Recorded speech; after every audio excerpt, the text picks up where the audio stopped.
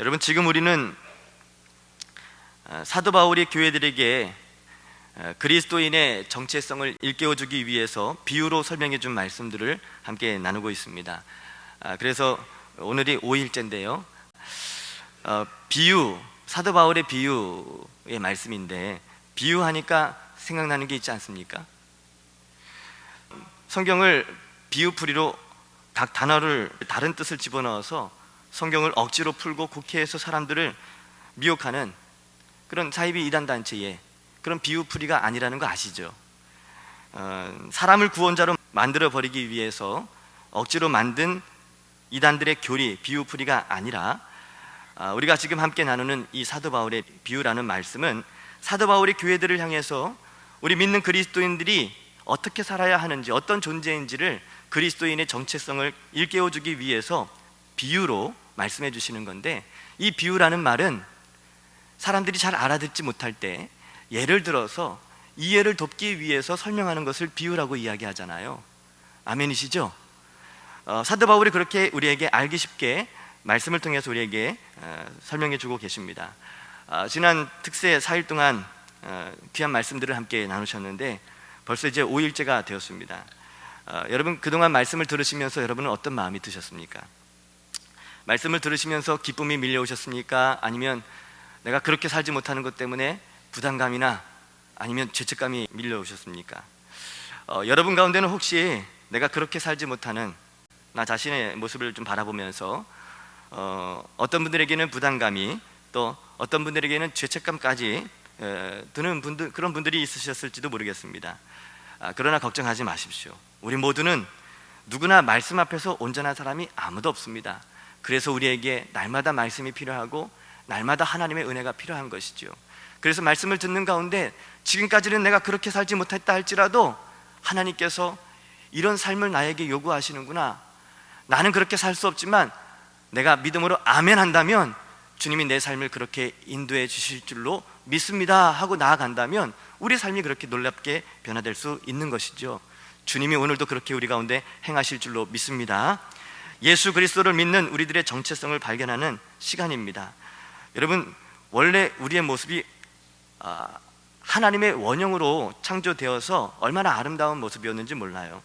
뭐 그리스도인의 그릇, 그리스도인의 농부, 그리스도인의 군사, 그리스도인의 편지, 그리스도인의 향기, 뭐 이런 말씀 없이도 그냥 자연스럽게 이런 삶을 살 수 있는 그런 존재였는데, 왜 우리가 이렇게 살지 못하게 되었냐 하면 죄로 인해서 우리의 생명이 변질되어서 그렇습니다. 그래서 우리에게 말씀이 필요한 것이죠. 때로는 이런 말씀들이 우리에게 부담이 된다 할지라도 말씀을 들을 때 때로는 이것이 나에게 책찍이 되고 가슴을 치고 아픔을 줄 수 있는 시간이 될지 모르지만, 오늘도 이 시간 말씀을 통해서 나를 돌아보면서 하나님이 나를 하나님의 형상으로 새롭게 세우기를 원하시는 하나님의 사랑에 힘입어서 나를 내려놓고 말씀을 붙잡고 그리스도인으로서 나의 정체성을 찾아가는 그런 시간이 되실 수 있기를 주님의 이름으로 축복합니다. 오늘 말씀의 제목이 뭐라고요?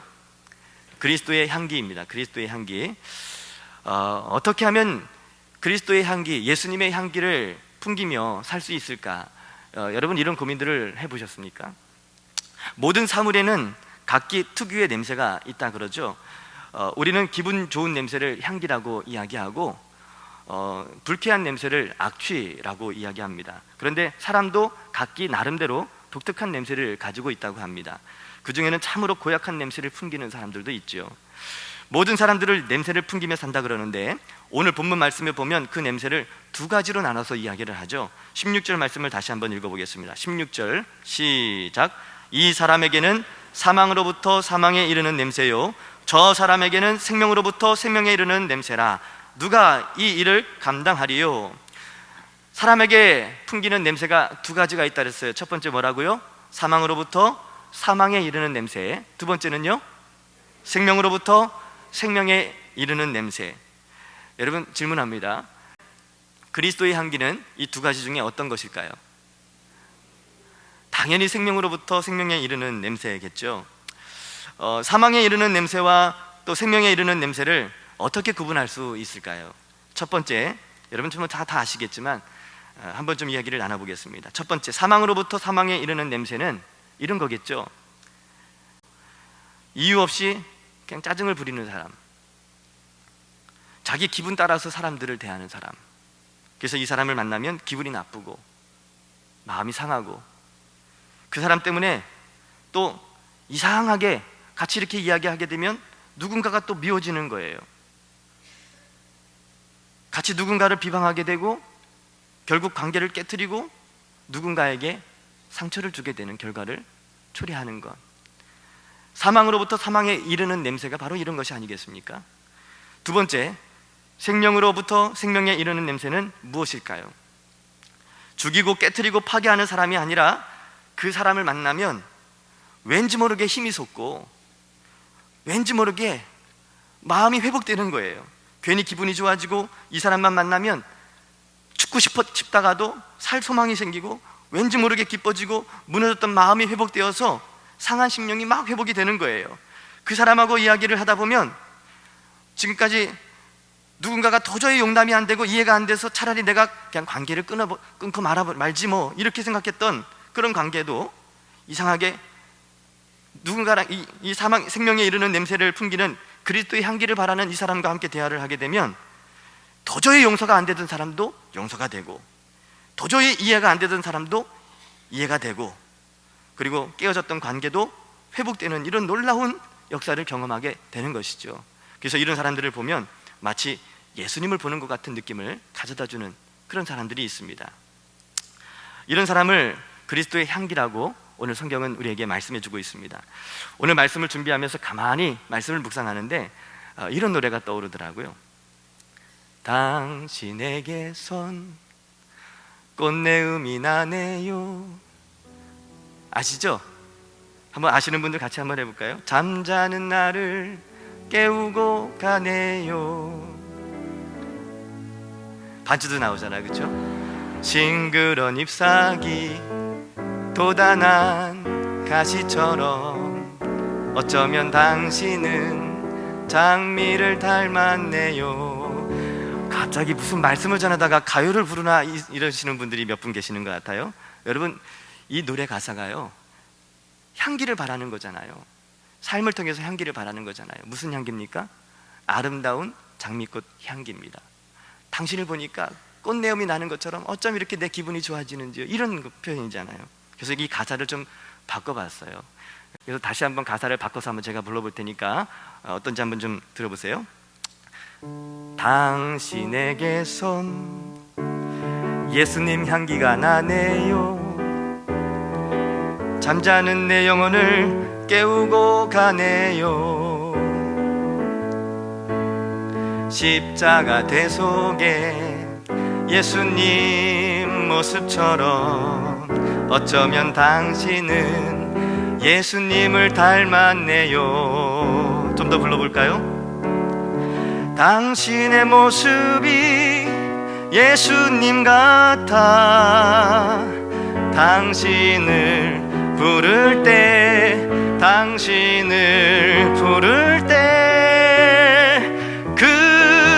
그리스도인이라 부를래요. 좀 괜찮나요? 당신에게서 예수님 향기가 나네요. 잠자는 내 영혼을 깨우고 가네요. 십자가 섬김에 예수님 모습처럼 어쩌면 당신은 예수님을 닮았네요. 우리가 서로의 모습을 보면서 이런 고백을 할 수 있었으면 좋겠습니다. 옆에 계신 분을 한번 좀 바라보시겠습니다. 옆에 계신 분 바라보시면서 냄새를 한번 맡아보세요. 네. 어떤 냄새가 나시나요? 그리스도의 향기가 좀 맡아지시나요? 예. 무슨 냄새죠 이거? 오늘은 왠지 그리스도의 향기를 바라시는 분들이 많이 오셔서 그런지 제 코를 막 찌르는 것 같은데, 예.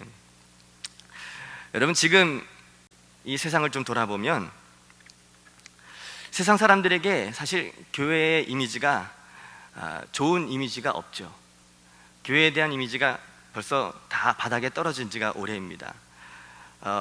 이런 그리스도의 향기를 바라는 사람들이 그래서 많이 필요한 거죠. 세상 사람들은 지금 더욱 진정한 그리스도의 향기를 바라는 그런 사람들을 기다리고 있습니다. 여러분, 많은 사람들이 왜 기독교와 교회를 욕하는지 아십니까? 기독교를 개독교라고 얘기하고 교회 다니는 사람들을 비방하고 조롱하는 이런 소리들을 왜 바라는지 아십니까? 대단한 이유가 아니더라고요. 세상 사람들이 기독교를 욕하고 교회 다니는 사람들을 비방하는 그런 이유가 그들의 삶 가운데 만났던 한 사람의 교인 때문에, 한 사람의 교인 때문에 그런 마음을 얻게 된다는 거예요. 예수 그리스도가 싫고 한국교회가 싫고 뭐 거창하게 이렇게 시작한 것이 아니고 자기가 만났던 한 사람의 교인에게 당했던 상처들, 한 사람의 교인에게 당했던 억울함들, 때로는 이렇게 자기가 같이 일했던 상사가 교인이었는데 열심히 함께 일하다가 그 상사로부터 불의한 일을 당했을 때, 그리고 심지어는 어떤 사람은 지난번 사귀다가 나를 차버린 여자친구가 교회를 다녔다는 이유로 얼마나 교회를 싫어하는지 모릅니다. 그래서 우리 청년들은 교제를 하다가도 그냥 막 함부로 그냥 차버리고 그러면 안 됩니다. 얼마나 정성껏 믿음으로 기도하다가 이렇게 정성껏 차드려야 되는지 모릅니다. 상처받지 않게. 한 사람으로 인해서 교회가, 또 기독교가, 예수 그리스도가 세상으로부터 정말 말도 안 되는 그런 대우를 지금 받고 있다는 사실을 우리는 조금만 돌아보면 쉽게 발견할 수 있잖아요. 저희 집안은 어머니 집안이나 아버지 집안이나 다 불신자 집안이었어요. 다 이제 불교를 믿고 했던 집안인데 저희 외할머니 외할아버지가 지금도 살아 계시거든요. 90이 넘으셨는데 저희 외할머니 외할아버지를 전도하려고 그렇게 부단히 노력을 했었어요. 명절 때마다 이렇게 때마다 찾아가서 복음을 전하면 얼마나 마음이 완고하신지 마음이 열리질 않는 거예요. 그런데 예수님을 믿지 않는 이유가 따로 있더라고요. 갑자기 이제 우리 할아버지가 이제 이야기를 하시는데 그 마을 주변에 교회를 다니시던 어떤 분이 좀 교회 다니는 사람답게 덕을 세우고 좀 좋은 모습들을, 좋은 이미지를 좀 나타내 주셨어야 되는데 그러지 못했던 거죠. 아니, 어떻게 새벽마다 교회를 다닌다는 사람이 어떻게 그럴 수 있어 하면서 이런저런 본인이 실망하고 상처받았던 것들을 막 이야기를 꺼내시는 거예요. 아유, 그런 얘기를 하시는데 어떻게 위로를 해드려야 될지를 모르겠더라고요. 교회를 다니는 사람이라면, 특별히 새벽 기도까지 다니시는 분들이라면 뭔가 좀 삶이 달라야 되는데 세상 사람들과 다를 바 없고, 또 오히려 교회를 다닌다고 하는 사람이 믿지 않는 세상 사람들보다, 우상을 섬기는 사람들보다 오히려 더 잘 못하는 거예요. 그래서 상처를 받고 실망을 하고, 나 그런 사람이 믿는 교회라면 난 안 간다, 이렇게 이야기를 하시는 거예요.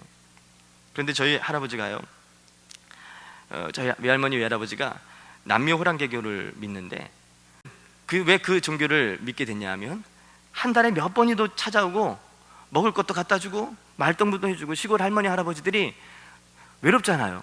누구 하나 찾아오는 사람들도 없고, 자녀들도 뭐 기껏해야 명절 때 무슨 일이 생겨야 찾아와서 이렇게 얼굴 한번 빼끔하고 이렇게 내추고 또 돌아가잖아요. 그런데 이 남녀호랑개교 사람들은요, 한 달에도 몇 번을 찾아와서 말동무를 해주고 먹을 것도 갖다 주고, 그리고 어떨 때는 또 용돈도 주고 간다 그래요. 아유, 주여. 그래서 그 사람들이 팔아먹는 우상단지를 몇백만 원을 주고 집안에다가 이렇게 모셔놓고 향을 피우고 있더라고요.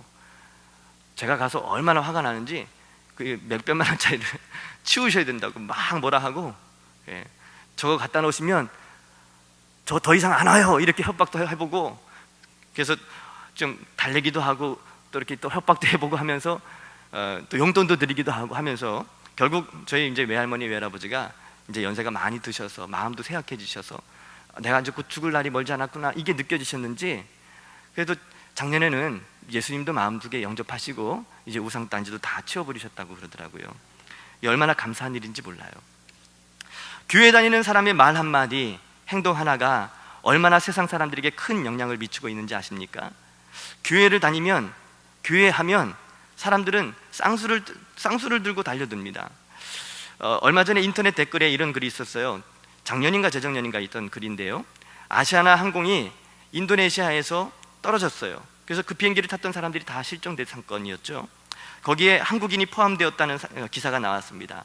그래서 많은 사람들이 애도하고 또 애석해하면서 안타까워하면서 그 글에 이제 댓글을 올렸는데, 실종된 한국인 가족이 선교사 가족이었다는 사실이 또 인터넷에 보도되면서, 이 선교사님 가족이 이제 선교사님들은 보통 이제 비자를 갱신하기 위해서 또 다른 나라 이렇게 왔다 갔다 해야 되는 일들이 있거든요.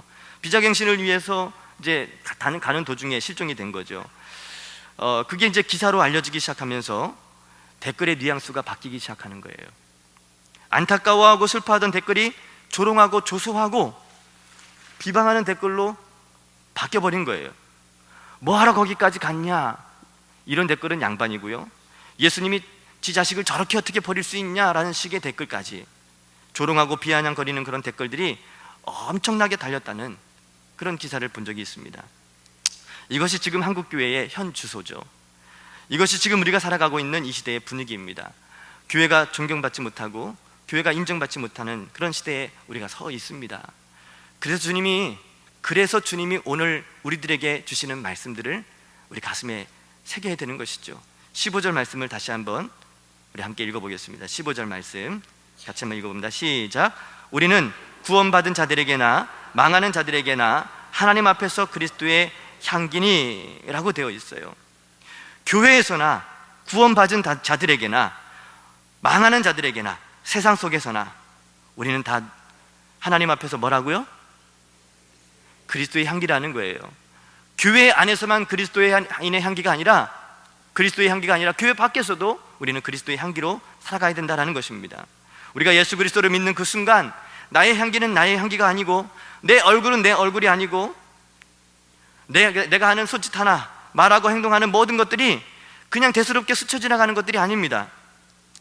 내가 교회에서 직분을 받고 내가 믿음 생활을 하기로 결단하고 시작하는 그 순간부터, 내가 다른 사람들에게 교회를 다닌다고 이야기하는 그 순간부터 내 표정 하나, 내가 말하는 말 한마디 하나, 그리고 내가 사는 손짓 하나, 이것들이 그냥 쉽게 그냥 아무렇지도 않게 넘어가는 그런 일들이 아니라는 사실을 아셔야 돼요. 세상 사람들에게는 우리가 이 모든 것들을 통해서 향기를 바라게 된다는 거예요. 우리의 말 한마디가 교회의 인격이 되고 기독교의 인격이 되는 거고, 세상 사람들에게 예수님의 가르침처럼 보이게 되는 것입니다. 그래서 내가 예수 그리스도를 정말 믿는 그리스도인이라면 마음을 지키고 믿음을 지켜서 그리스도의 향기를 바라는 그런 삶을 살아야 된다는 것입니다. 때로는 화가 나고, 때로는 짜증이 나고, 때로는 좀 뭔가 좀 그냥 말 한마디 확 해줘서 내 속이 좀 시원하게 살고 싶어도 예수님 때문에 참아야 될 때가 있다라는 거예요. 한번 질문해 볼게요, 여러분 때로는 저도 싫은 소리를 좀 내고 짜증을 좀 부리고 화도 좀 내고 그러고 싶을 때가 있을까요? 아니면 있을까요?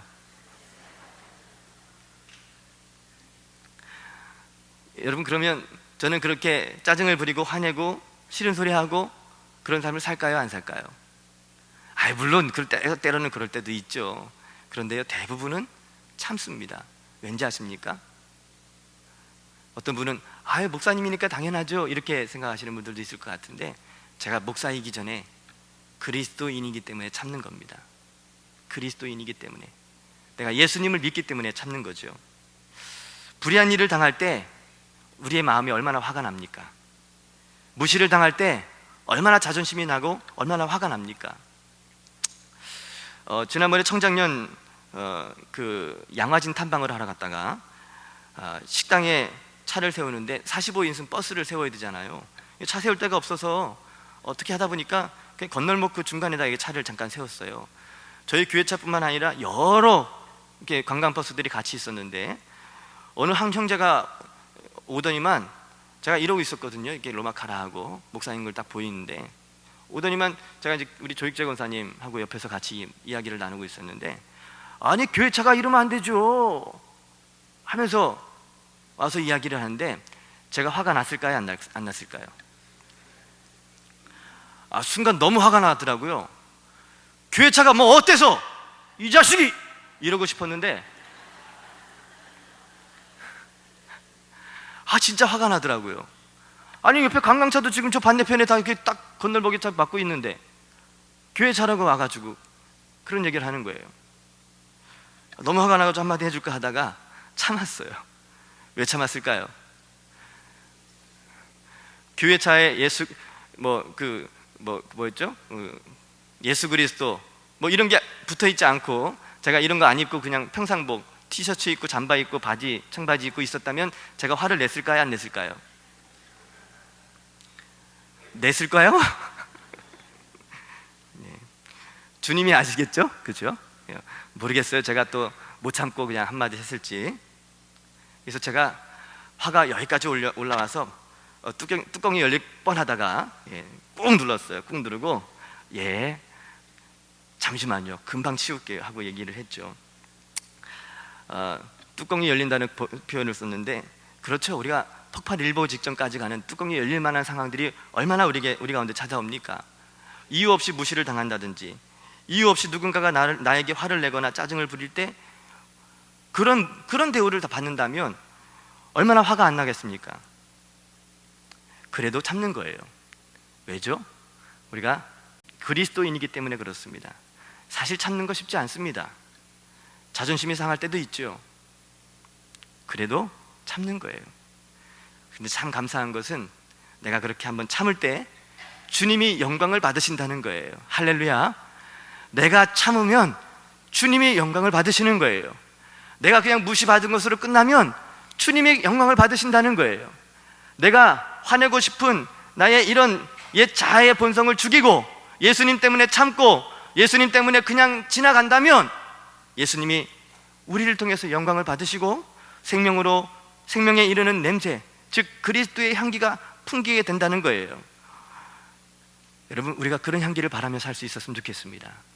우리가 얼마나 많은 은혜와 복을 받은 사람들인지 한번 생각해 보십시오. 우리가 얼마나 가치 있는 존재로 하나님이 우리를 변화시켜 주셨는지 한번 생각해 보십시오. 여러분, 우리는 하나님의 자녀입니다. 그리스도인입니다. 생각해 보면 내가 어떤 사람이었는지 내가 잘 알잖아요. 그런데 예수 그리스도께서 자기 생명을 십자가의 죽음의 자리에 내어주시기까지 우리를 사랑하시고 자기 생명을 내어주셔서 우리를 살려주셨는데, 예수님의 생명을 얻은 우리들이 기가끔 말 한마디 때문에 우리의 감정이 상하고 폭발해서 화를 내고 짜증을 부리고 다른 사람들에게 상처 주면 되겠습니까? 나 같은 죄인, 영원히 멸망받아 마땅한 죄인, 그런 나를 살려주셨는데,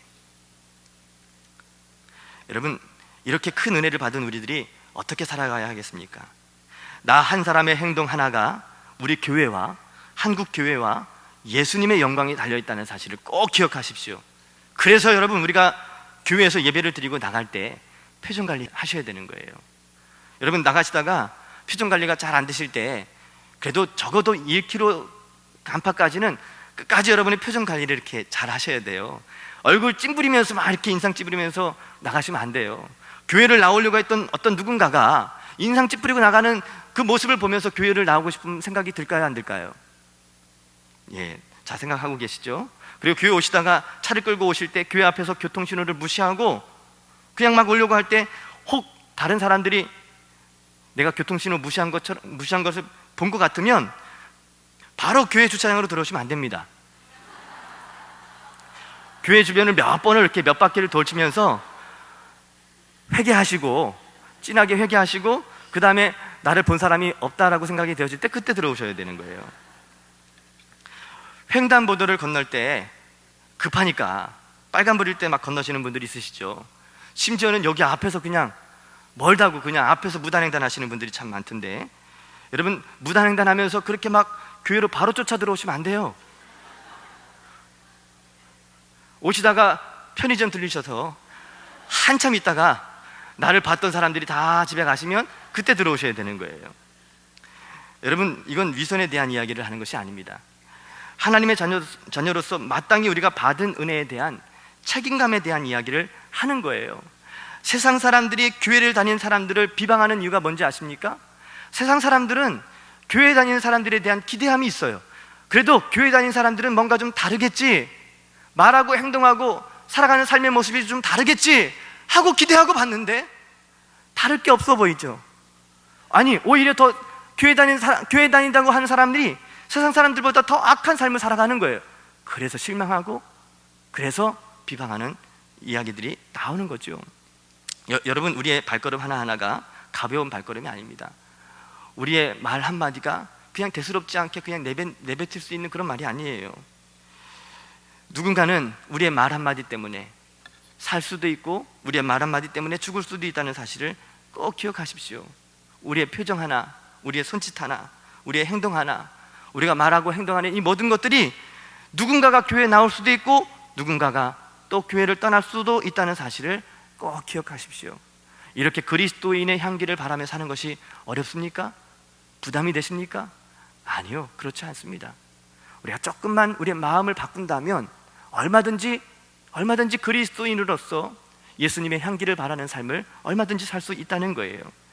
비결이 뭐죠?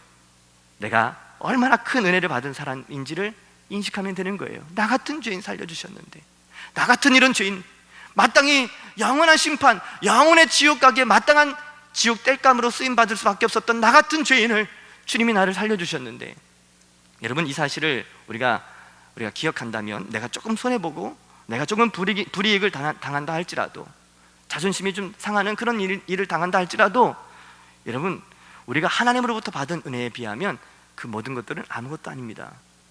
아멘이시죠? 그리스도의 향기로 우리의 삶을 아름답게 주님이 기뻐하실 만한, 세상 사람들이 또 우리를 보면서 기뻐할 만한 그런 모습으로 함께 세상을 아름답게 가꾸어 가지 않으시겠습니까?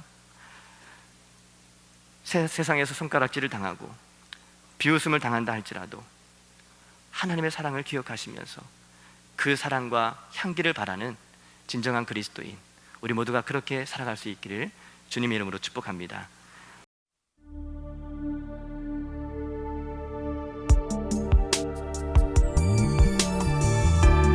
자신에 대해 실망하고 나 자신의 소명에 대해서 의심을 품고 있는 그런 분들과 함께 이 찬양을 나누기 원합니다.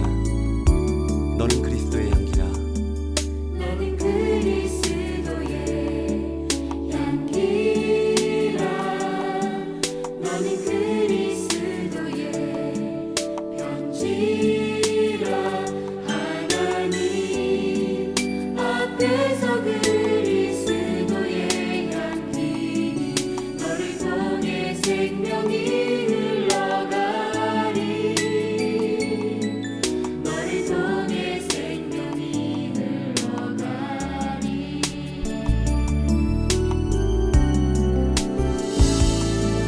너는 그리스도의 향기라. 너는 그리스도의 편지라. 하나님 앞에서 그리스도의 향기니 너를 통해 사랑이 흘러가리. 너를 통해 사랑이 흘러가리. 우리는 구원 얻는 자들에게나 망하는 자들에게나 하나님 앞에서 그리스도의 향기니. 그렇습니다. 당신은 하나님 앞에서 그리스도의 향기입니다.